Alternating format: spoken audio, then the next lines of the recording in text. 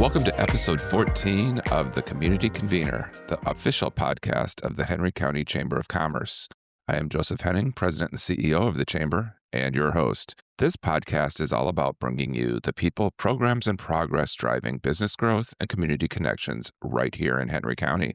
Kicking things off with this packed episode, we have a final wrap-up conversation with our summer PINterns, Abigail and Peighton. Our new segment featuring a monthly conversation with the Henry County government features a SPLOST update from County Manager Cheri Hobston-Matthews. We spotlight some of our incredible members and volunteers, share can't-miss events, highlights, and news to help you stay informed in Henry County. So grab a coffee and let's dive in. So welcome back to this episode's catalytic conversation, and this is our third conversation with our PINterns, Peighton and Abigail. Well, welcome, ladies. Thank you for having us again. Are these getting easier?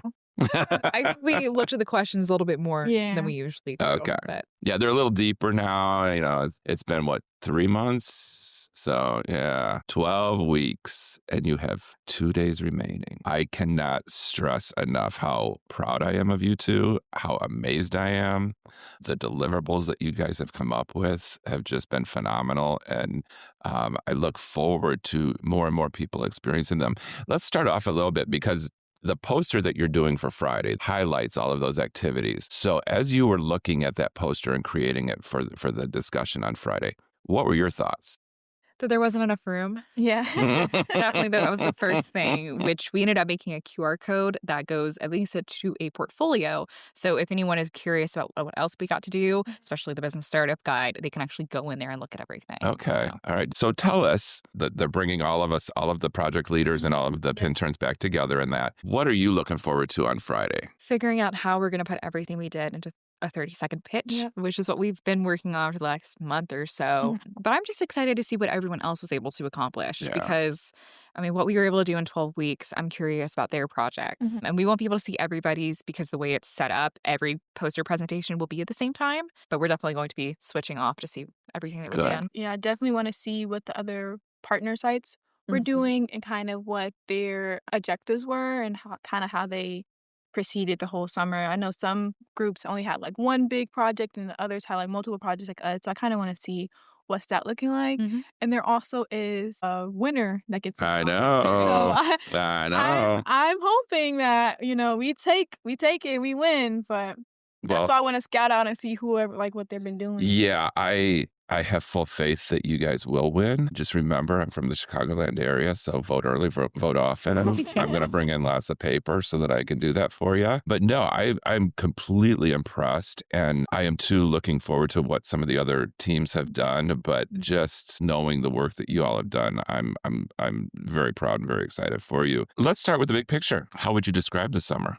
I'm going to be so honest. I had to run this through a couple of AIs to really be able to say everything that I wanted to. But we were able to accomplish a lot more than we came in doing. And we were able to not only connect with the team here, but connect with the members and the people on the board.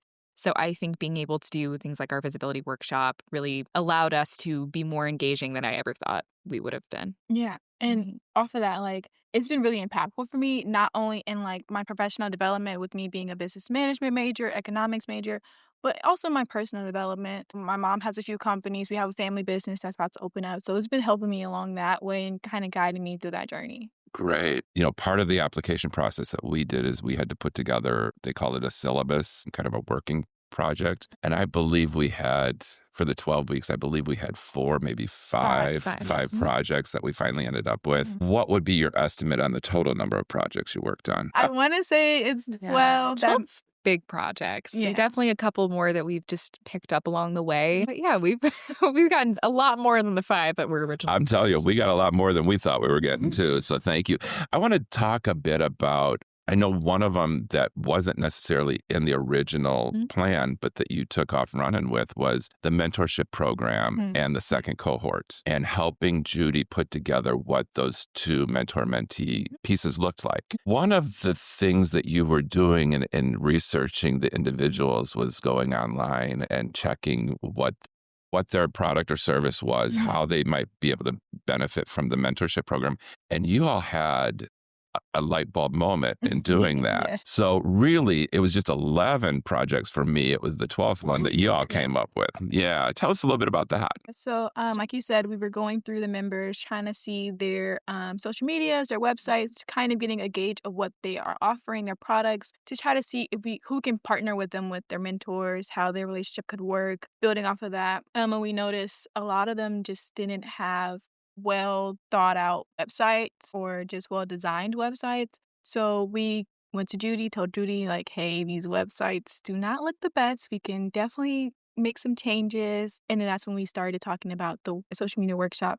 Definitely took off running there. And Yeah. then I think we were able to go through it again with our attendees for the people that registered. And we were able to just kind of make an Excel sheet of like, okay, they do have things here, but there's a lot of different links, for example, where their social media pages date back a very long time. It was a personal one beforehand. So we were really able to gauge where they were at and then make sure it was engaging in the actual workshop for people who were just coming into social media marketing and who were trying to grow their business through promotions. So it was kind of, we were making sure we could answer every possible question, which was detrimental at some points because we did have a time frame that we had to fit into. But I think we were able to accomplish a lot there. I mean, with how engaging everyone was, I think they got a lot out of it, and we were able to make a couple of mock-up websites. So hopefully we see some changes there. So personally for you, what did you get out of that workshop? I would say it definitely helped with like my public speaking confidence. Went in there super nervous. And it kind of just helped me kind of figure out, like, I know the information. Nobody else knows the information but me. And it kind of just helped me like, okay, calm down. You know this. Just get out there, do it. And after that, I feel like it definitely helped. Like I'm not even nervous about Friday presenting in front of people. Good. I think that 30-second pitch has definitely been on the back burner because we're like, we know what we've done. We just have to do it. But I think definitely piggybacking off of what you said, being able to just trust what you know and not worry about it when you're up there because you know the people are there to learn from you. Yeah, absolutely. But also I think something that Judy was really, really making sure we honed in on was being a facilitator, not a presenter. And I think that was something neither of us had done from elementary through college. Yeah. So it was very different, but I think it went really well. We were able to practice a lot, making sure, again, that we knew everything. We knew where we were asking questions, where we were going over worksheets, and just making sure that we were able to connect with people rather than throw an hour and a half worth of information. It's more easily received, I think. And I think as a facilitator, it helps you direct the learning objectives. You know what you want to hit, but how do you present it to them? And so by having the conversations back and forth with them, that helps bring that out and make it more acceptable. So congratulations on that achievement. We've talked before, I believe it was the second episode, that you all are Gen Z. Yes. In case nobody's listened to us before this, we just want to highlight that you're all Gen Z. What was it like for you to come in here and how did you interact with 4 other generations? Because you had that within the team, but also within the membership. And so how did that help develop you professionally by seeing all of those different generations in place? For me, I'll say the culture kind of made it easier for me to work with the generations. Coming in here, I'm thinking, okay, I'm an intern. They're going to give me what I need to do. I'm going to sit in a corner and just do that assignment. But coming in here is like a breath of fresh air. Like everybody was super welcoming. Everybody wanted to like get to know you. Like if you need help, ask for help, different things like that. And even with the members, they didn't treat us like interns. They treated us like staff of the chamber. They knew we had information and knowledge that we wanted to share and give them. And they took it openly. They didn't have, oh, I'm not gonna listen to you because you're younger than me. They didn't do any of that. So I think that made it way more beneficial because if we came in here and everybody's like, oh, you're just a Gen Z, we're not gonna listen to you, or just go off and do your intern thing. You haven't done the experience yet. Yeah, you don't know. Yeah. Exactly. So we didn't have to fight any of that. Good. So I don't have no issues with working with like different generations or anything like that. I didn't even see it as an issue. Okay, good. I think it's a good point of there's so much to learn from people. I think this mindset across, especially our generation, that there is nothing to learn, that everything is so different, that why would I want to learn the traditional way of doing things? But as someone who was a mass communication major, there's such a benefit in knowing the traditional way of marketing and communications so that you can make sure you're contributing properly on social media, for example. So I think especially having those conversations with the board and ambassador and other members where we weren't just Gen Z, recent grad, and you don't know anything. They were like, okay, well, what can we learn from you? Right. Mm-hmm. And I know that was a big concern for our actual workshop, Mhm. especially putting that presentation together. We were like, okay, well, we don't know what they need 100%, and just a lot of guessing at the beginning. Yeah. But the more research we did and the more sitting down doing surveys with people, we were really able to figure out what we needed. And that cross-generational fear, I guess, was completely Well, and I gone. think to the webinar or the seminar that you did, you had mentioned the board, but you had a great conversation with the board chair after that. Yeah. How was that? What was that like? It was like super rewarding Yes. Good. in a way, because not only did he applaud us for what we did there, he was also saying how he want us to do more of it and Mhm. come back and, either facilitate the same workshop or also expand on the workshop Yes. Yeah. and like do a series with it. So that kind of was, like I said, very rewarding, because not only did he see our hard work when we got up there, he also wanted us to continue, which made it seem like we made such a big impact. He wanted us to keep coming back. Yeah. And Morel's been very aware of Yeah. of what you've accomplished in the 12 weeks. So he knows the work that you're doing. Kudos to you as well. What would you say to others in your generation? You've done some work with Trinity and the emerging business leaders. You've sat here for 12 weeks and worked with us side by side. What would you say the biggest eye opener or takeaway was for you and the role, mission, purpose of a chamber? I think there's such a benefit in being super curious about your local community, because I grew up here. I'm from Mhm. Henry County, born and raised. Next week, it'll be 22 years that I've been here.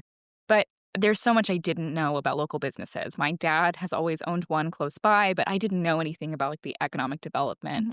So being able to sit down with members and really see what they wanted to learn, you just gain so much more, both personally and professionally, by just having those conversations and figuring out, okay, I really enjoy hearing about this. Like, what can I do to actually help? And we were able to kind of build that impact here.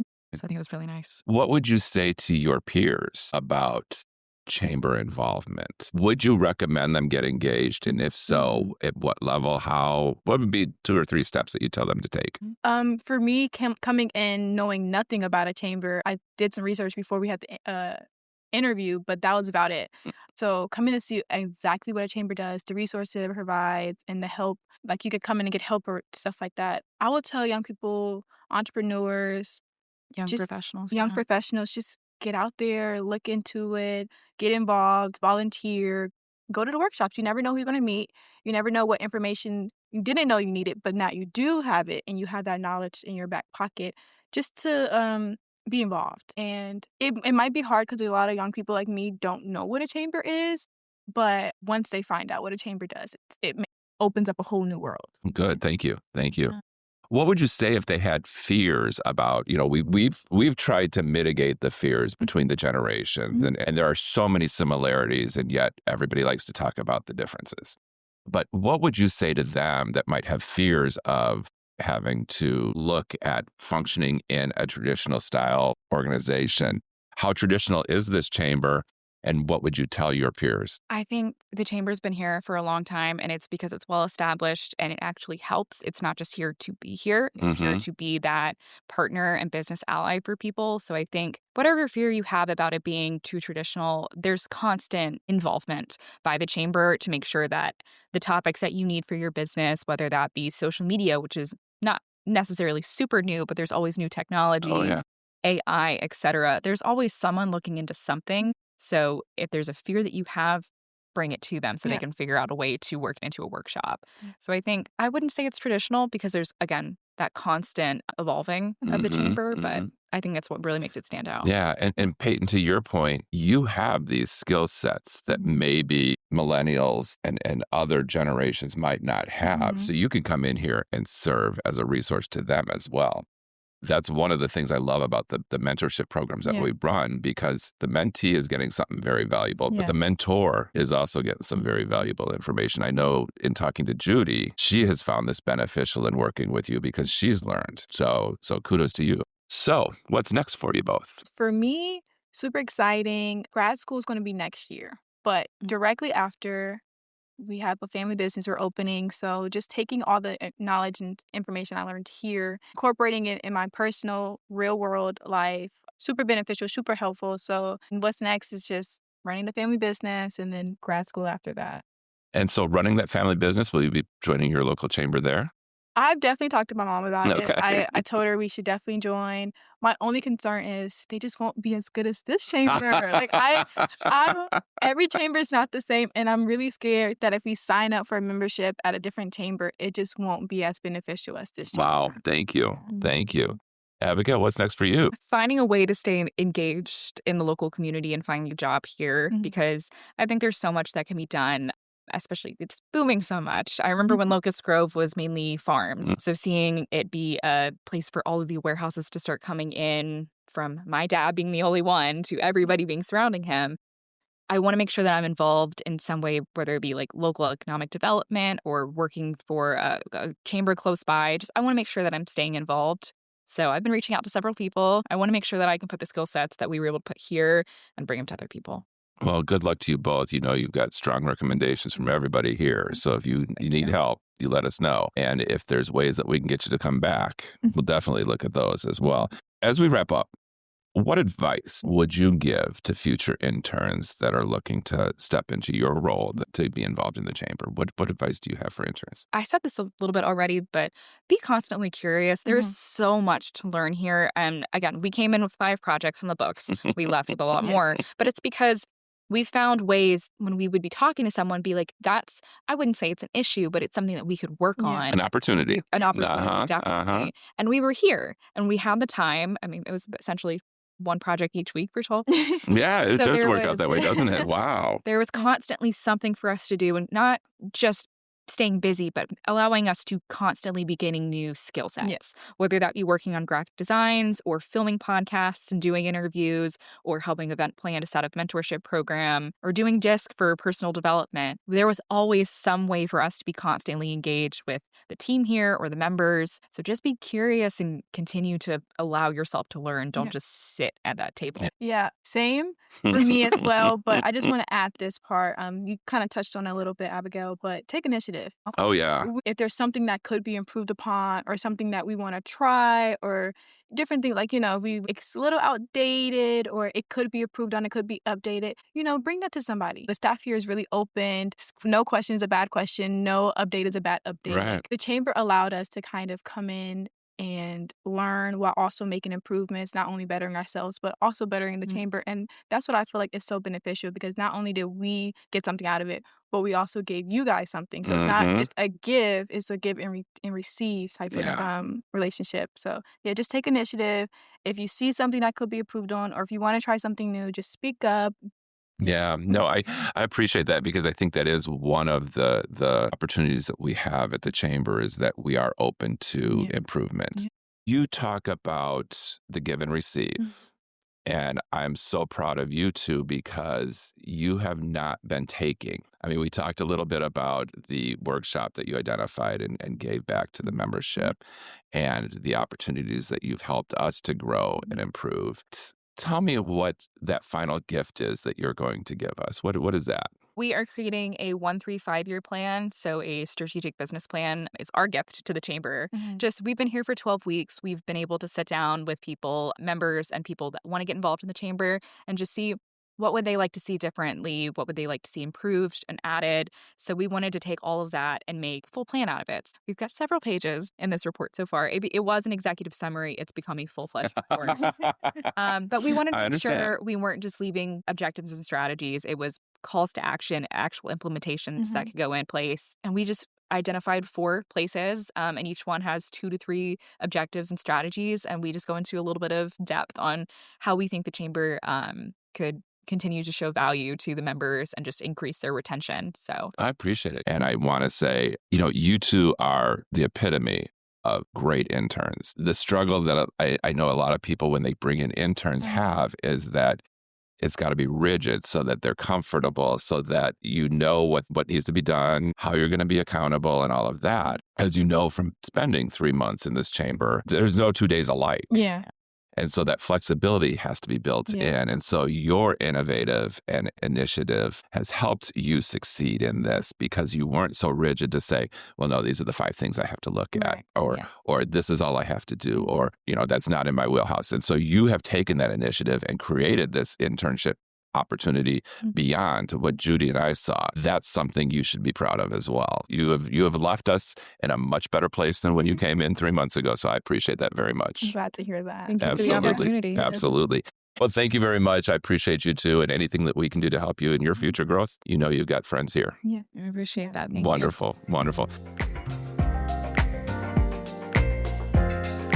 This episode's Elite Spotlight is Champion Circle member Ameris Bank. Growing your savings, growing your business, they're with you all the way. Ameris was established in 1971 to bring financial peace of mind to their customers and communities. Today, they are a financial partner to businesses and consumers at 200 plus locations across the Southeast and Mid-Atlantic, and nationwide through their digital banking and online lending options. At Ameris, their purpose is to bring financial peace of mind to customers and communities, to help build and protect your future, and to turn visions into reality. No matter where you are on your financial journey, they're with you. We thank Ameris Bank for their longstanding support of the Henry County Chamber and its programs. And we're back with a new segment that we're calling Henry Happenings. In this segment, we feature monthly conversations with Henry County leadership and government officials. And now for this episode's interview. All right. Well, we're very excited today to be joined by Cheri Matthews, County Manager for Henry County. Cheri, welcome. Thank you, Joe. It is awesome. I'm so glad we're doing this. Absolutely.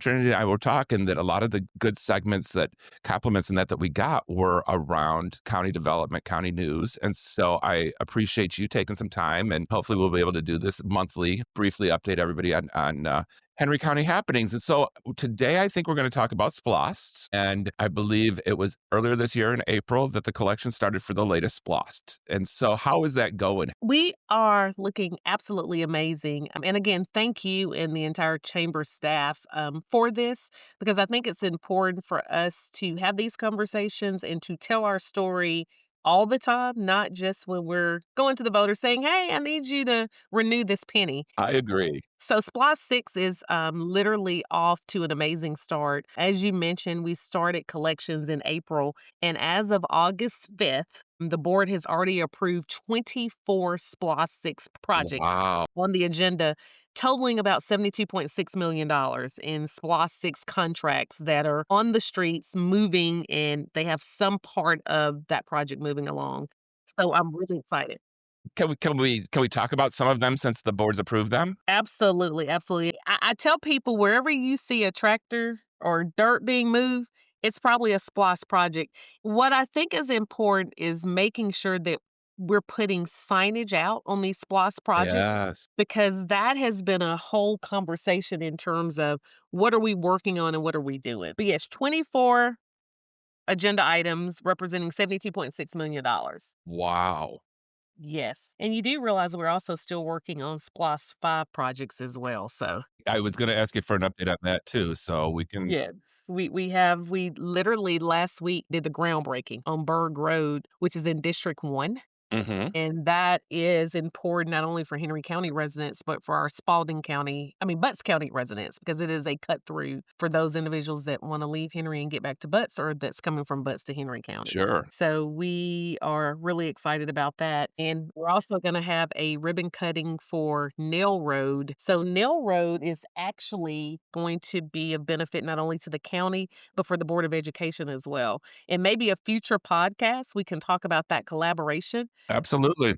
But the Board of Ed went in and put a new bus barn on a 2-lane, I'm going to say unimproved roadway. Can I call it a 1.5 lane? You can call it a 1.25. Okay. Yes, sir. So you know about it. Oh, that was always scary when the construction was going on and you'd meet one of those trucks and you only have so far to move over. Absolutely. Well, guess what? The county has improved that roadway, so we are cutting a ribbon on that. Wonderful. So in terms of projects that have been accomplished under, currently that we've awarded funding for, we have the Airline Road extension. That's in District 3.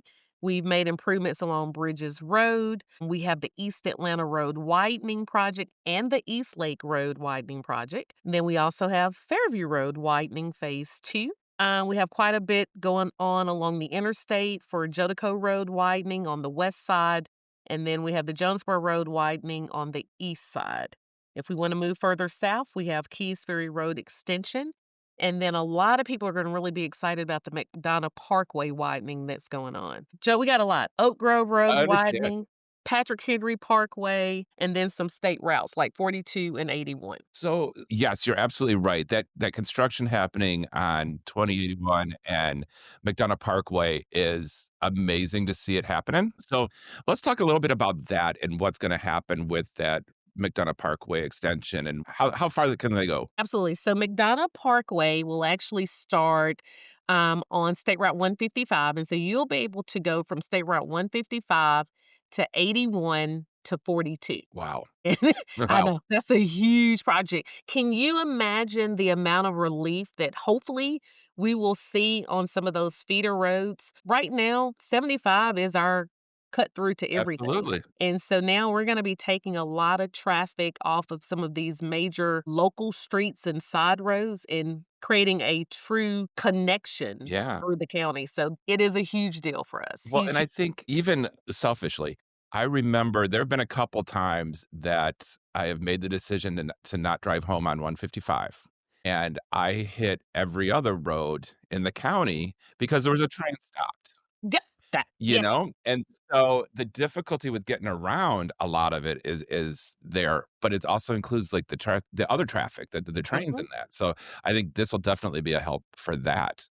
I know that we're talking a lot about SPLOST, but there has been a lot of ongoing conversation with our county and city officials and our state delegation on what we can do about this train. So that's great. And especially with it just stopping and being stopped for so long. And Yeah. so our staff is working and hopefully we will get some. I don't know what we can do. Can't move the train tracks, but No, we got to no. figure something out, some timing maybe. Yeah, I think that's it. But yes, I think as as you have more on that too, we'd always welcome that to one of the conversations as well. Let's talk a little bit about some of the other non-transportation projects that were in six.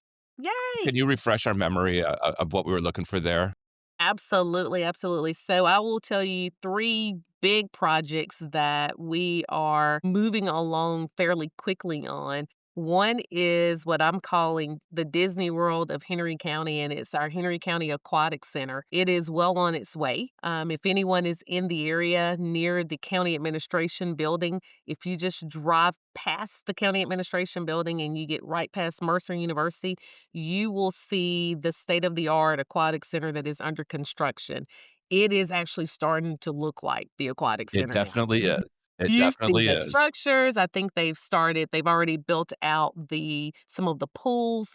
And so we're really excited about that. The staff has promised me that we are set for a Labor Day 2026 opening. So one more year. One more year and we should be ready to go. That is amazing for us. So I'm Yeah. excited. Sherry, I'm sorry to interrupt you. I know that we've had a lot of conversations about the aquatic center and, obviously the benefit for the schools and to be able to host their own events in the county and not have to travel out of the county.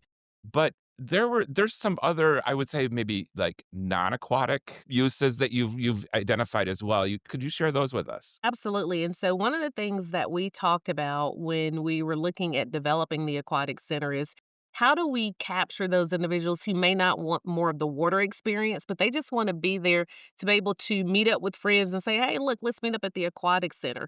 And so, our team has been very intentional about having a rooftop added to the aquatic center so that if we have to have those after hour events or if someone wants to meet up and do team building with their team, they're able to utilize the aquatic center. We're also really focusing on, and specifically in the design of the aquatic center, we are having a location for food trucks to come in. And so, because you all are the chamber and you all deal with small businesses and all businesses, we want your chamber partners to understand that this aquatic center is for them as well. And so we're looking at making sure that we have areas where food trucks can come in and offer an experience to residents. And then obviously the aquatic center is going to have meeting rooms and the capacity to go in and have maybe mini conferences. It's not our convention center yet, but it is definitely a small step towards that. So really, Perfect. really wanting to get the community involved. And to your point, our schools are having to travel outside of Henry County for our swim swim teams to participate.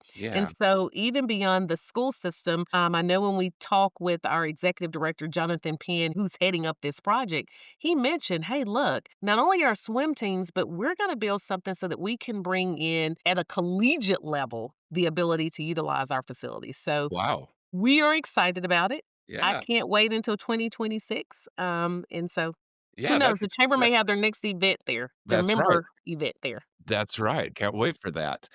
People probably haven't been by the aquatic center yet, and I think it's wonderful. I think that they really should, because just to see how wonderful that looks and what a gem it will be. But it abuts the Cotton Fields Golf Course. Is that correct? That is correct. I believe you had told me at one point that they were looking at redesigning it. I don't know what you call it. Refreshing. So early on, when we first start looking at the aquatic center being on the property for the golf course or the previous golf course, there was lots of conversations in terms of, can we bring back a golf course? We've studied internally, would it be feasible for us to continue at that location? We've since determined that that will not be the location if there is a desire to rebuild a golf course. We've looked at some other areas in the county, but we do have some long-term plans for the golf course. Our team is working internally. I will share that one of the biggest things is specifically our 911 dispatch center that we are looking to relocate. And so that has been designated specifically as the future home of our 911 center. But we also have some other county projects that we're trying to work through internally. So I'll have to share more with you Okay, when no, no, I'm no. able to.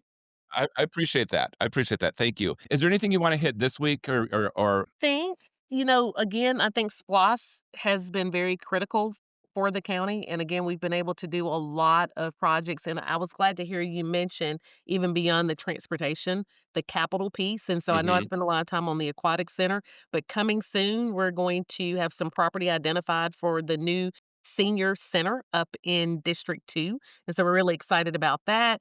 And I do believe in the next couple of weeks, we will be able to announce a future home for a new animal care and control facility, which again, those are two projects that were on our SPLOST list that we are already identifying property and ready to move forward with getting some design work done. So See, I'm this excited. is this is your first podcast episode with me. Man, you are pro. Like, you're dropping those little cliffhangers, so they're like, I got to come back in a month. I got to Yeah. go.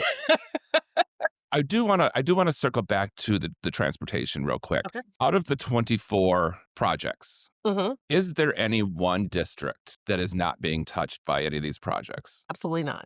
Every district is being touched. Every district. And not only that, that question, I want to take it a step further. We are collaborating with most all of our cities on these projects as well. When you talk about a huge collaboration in one project that I'm going to go ahead and share with you, Rock Quarry Road widening, Yes. we have finally been given the go ahead to start construction on that. That is the county, that is the city, that is Piedmont Hospital. Yeah. That is collaboration. And that one is such a key intersection in Henry County. I can't think of another intersection that's more important to get people through right off the interstate, but right there by the hospital. You've got emergency vehicles all the time. So that'll be a great change that we'll be able to see, is with that widening and improvements. Well, I want to thank you for your time. You talked about collaboration, but it's always a great opportunity to work with you and the collaboration that the county has with the chamber and its membership, but also, as you said, Piedmont Henry, the different cities, economic development. I mean,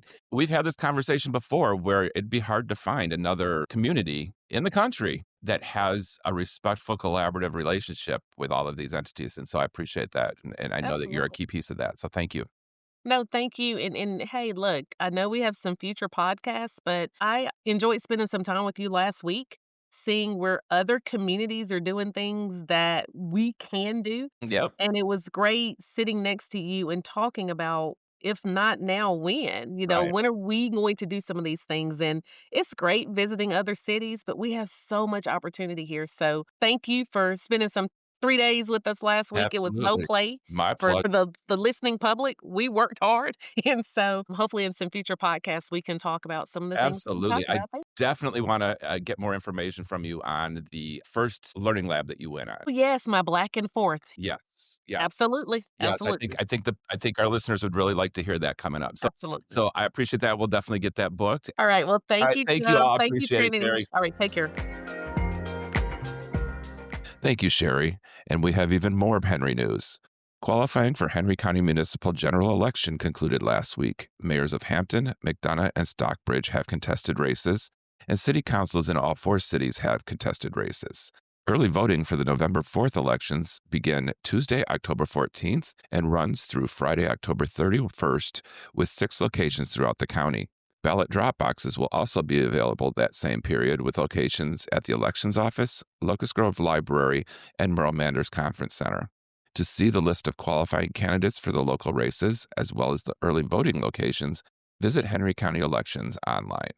According to the Atlanta Regional Commission, Henry County added 4,600 residents between April 2024 and April 2025. As a result, the county's population is estimated to be 267,182 residents. Henry County's growth is slightly down from the past year, with an average growth rate of 1.75%. Additionally, there were 1,989 building permits issued by Henry County during 2024. This includes 1,897 single-family homes and 92 multifamily units.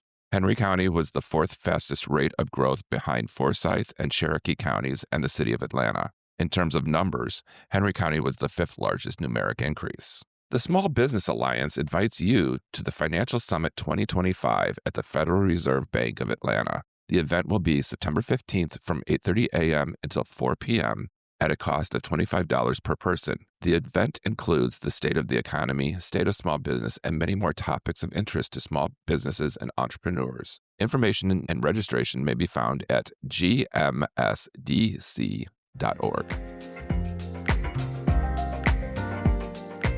And now a word from our newest sponsor of the podcast, Distinct Tax Consulting Group. This is Alicia Harvey, founder of Distinct Tax Consulting Group. We're a national tax planning and advisory firm helping businesses and professionals thrive. I'm honored to be the first Black woman in Georgia recognized as a certified tax strategist, and our team has saved clients over $10 million in taxes every year. We specialize in industries like sports, music, entertainment, real estate, e-commerce, and childcare or academies, helping leaders stay financially strong and tax smart. Remember this: do not fear tax bills, leverage them. We'll show you how. Visit distincttax.com today and learn how to keep more of what you earn. That's distincttax.com. Mark your calendar for September 4th from 8 to 9 a.m. for Empower Her Coffee Hour featuring Dr. Heather Ross with Solutionists International Consulting. Join us for the launch of the Empower Her Coffee Hour series as Heather kicks off the conversation around the business of being a woman, strategy, success, strength. On September 9th, join us for a morning of caffeine and connections as the September Coffee and Collaboration features Dr. Severine Bryan of Sev Talks Money to discuss financial wellness for business owners. Henry Business Builders will begin at 9 a.m. following Coffee and Collaboration. Also, on September 9th at 10 a.m., the Chase Bank Small Business Workshop Series returns with Marketing in a Digital World. If you are ready to get noticed, grow your audience, and own your digital space, you will want to join the Chase for Business team for a hands-on session designed to help small business owners and entrepreneurs unlock the power of online visibility and community building. Coming up on Wednesday, September 10th, the Henry County Chamber Foundation will host our Discover Flex in Henry County breakfast at 8 a.m. in the Chamber's Hudgens Room. This event is open to businesses, educators, and community members who want to learn more about the Georgia Flex program, an entrepreneurial competition where high school students launch real businesses, pitch their ideas Shark Tank style, and connect with local mentors. Breakfast is free and all are welcome to attend. Don't miss this chance to invest in the next generation of leaders right here in Henry County. Bridge Henry Chamber Connect returns to the Business Resource Center on September 11th from 10 a.m. to 2 p.m. Stay as long as you like, leave with answers that matter. Each month, Bridge and the Henry County Chamber bring top-tier business experts directly to you. No panels, no long workshops, just real conversations with professionals who can help move your business forward. This month's Lunch with a Leader will be held Thursday, September 18th at 11 a.m. in the Hudgens Room. Join Richard Schnitger, SBDC business consultant, as he shares strategies and real-world successes that have helped generate more than $9.5 billion in sales and create more than 15,000 jobs across Georgia. Power Moves, Mastering Value, Leverage, and Contract Negotiation is set for Thursday, September 25th at 9 a.m. Cornelius Gamble of EQ Growth Lab returns for a small business services and emerging business leaders collaboration. Shift from being negotiated with to being the one who sets the terms. This interactive workshop will equip you with the confidence, strategies, and tools to negotiate like a pro. Walk away with your own negotiation readiness toolkit and a clearer sense of your value. After learning how to set your own terms, join us at Ameris Bank on Route 20 for an extraordinary business after hours on September 5th at 5:30. Don't miss the jackpot drawing. Door prizes are welcome. The Chamber of Commerce and Snapping Shoals EMC present the 25th Annual Golf Classic on September 29th at Heron Bay Golf Club. This year's classic is more than golf. It's a celebration of community, connection, and friendly competition. Come swing, socialize, and support the Chamber's ongoing economic impact in Henry County. To register and see more Chamber and community events, visit our website at henrycounty.com/events/calendar. Did you know the Chamber offers a business resource guide for new and growing small businesses? This 86-page document offers information on planning, business formation, financial setup, marketing, risk management, and scaling your business. Download it today at togetherforhenry.com. The Henry County Chamber Foundation is the not-for-profit side of our Chamber of Commerce. Our goal is simple: to help our community thrive by investing in our future leaders through great educational programs. Best of all, the foundation is registered 501c3. That means any donation or sponsorship you make is fully tax deductible. When you give to the foundation, you're making a real investment in local students and our community's success. Your support helps run fantastic programs like these. We're excited to announce that we are a foundational leadership and entrepreneur experience, or FLEX, community this year. We are partnered with Henry County Schools and Creekside Christian Academy to provide high schoolers with real-world experience in business and leadership. They'll get to start their own companies, create business pitches, and connect with members from right here in our business community. Also, the National Civics Bee returns for the second year. This fun competition gets middle schoolers excited about our democracy, history, and how our country works. By sponsoring the National Civics Bee, you help inspire kids to become active and engaged citizens. Your donation helps cover the cost of the event, prizes for the students, and spreading the word to get more kids involved. We'd love for you to partner with us. Your tax-deductible donation will make a direct and lasting difference for the students in both the FLEX program and the National Civics Bee. Help us build a stronger tomorrow by supporting our next generation. Please consider making a contribution to the Chamber Foundation today. And welcome back to this episode's Member Minute, where we highlight exciting news, milestones, and upcoming ribbon cuttings across our Chamber community. Henry County Commission Chair Carlotta Harrell joined Metro Atlanta leaders at the Council for Quality Growth's Intersection Conference to discuss the impact of SPLOST and T-SPLOST on local communities. Chair Harrell highlighted Henry County's progress through these programs, including new fire stations, recreation centers, and major road projects, all aimed at improving quality of life for Henry County citizens. Celebrate with us at our upcoming ribbon cuttings, September 2nd at 11 a.m. for Joyful Wonders, September 17th at 11 a.m. for Strategic Print Lab, September 23rd at 10 a.m. for Kaufman's Furniture Gallery, and on September 25th at noon for Willowway Preschool at McDonough. Interested in hearing more about our members? Check out our member news section on our website. Are taxes keeping you from growing your business or keeping you up at night? Maybe you feel like no matter how much you make, you're still losing too much to the IRS. You're not alone, and you don't have to keep struggling. I'm Alicia Harvey with Distinct Tax Consulting Group, and we're here to change that. At Distinct, we go beyond basic tax prep. We plan, strategize, and advise so you can keep more of what you earn and finally put that money back into your business and your life. If you're ready to stop stressing about taxes and start seeing real results. Visit distincttax.com.